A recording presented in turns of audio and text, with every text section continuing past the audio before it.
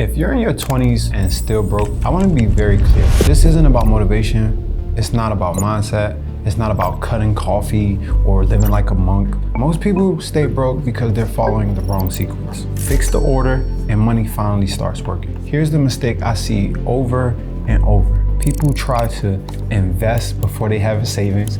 They try to start businesses before they have stability or systems. They chase freedom before they can even pay bills calmly. That's not ambition, brother. That is skipping steps. Money doesn't punish effort, it punishes bad order. So let me give you the correct order clearly. The first step, cash flow comes first. Before anything else, you need reliable income. You need a job, consistent pay, predictable hours. I don't care if it's exciting. If money isn't coming in consistently, nothing else matters. This phase is about paying bills on time, removing survival stress, creating a baseline. A job isn't the enemy. A job is the foundation. Here's the key point.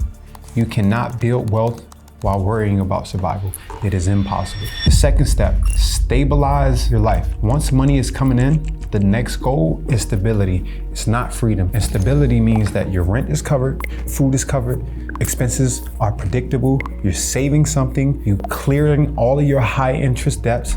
Nothing fancy, nothing aesthetic. That is the part people rush and then they regret it later, because stability gives you mental clarity, and clarity make better decisions. Most people aren't broke, they're financially unstable. Step 3, saving buys you options. Now, and only now, saving matters. Not investing yet, not businesses, not passive income. Saving, it does 3 things. It buys you time, it reduces the pressure, and it lets you say no to bad decisions. Even a few $1,000s changes how you move. Money doesn't just buy stuff, guys, it buys patience. Step number 4, don't quit your job to better yourself. This is where people sabotage everything.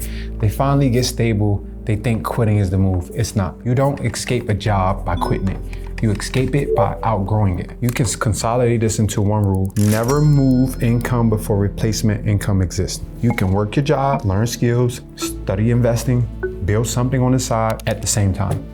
Quitting early, it pushes you right back in panic mode. In panic mode, guess what it does? It kills your good decisions. Number 5, I need you to realize that you have more time than you think. Let's do the math properly. You have 24 hours, 8 hours of sleeping, 2 hours of eating, basic life, 8 hours of working. That leaves you 6 hours. You go to the gym, good.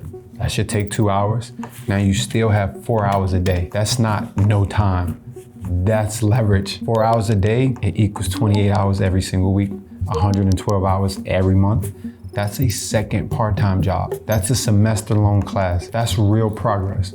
Those hours are where you learn a skill, you build a business slowly, you study investing properly, and improve at something that pays. You don't need to quit your life.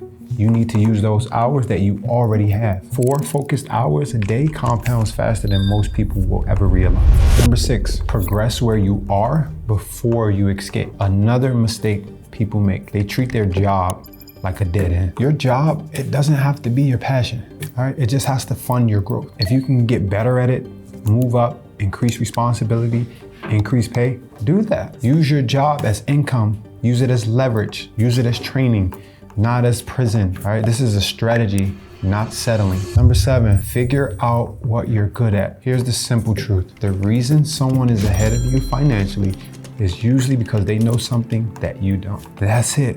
So ask, what am I naturally good or decent at? What problems am I good at solving? What skills feel learnable to me? And if you don't know yet, try things.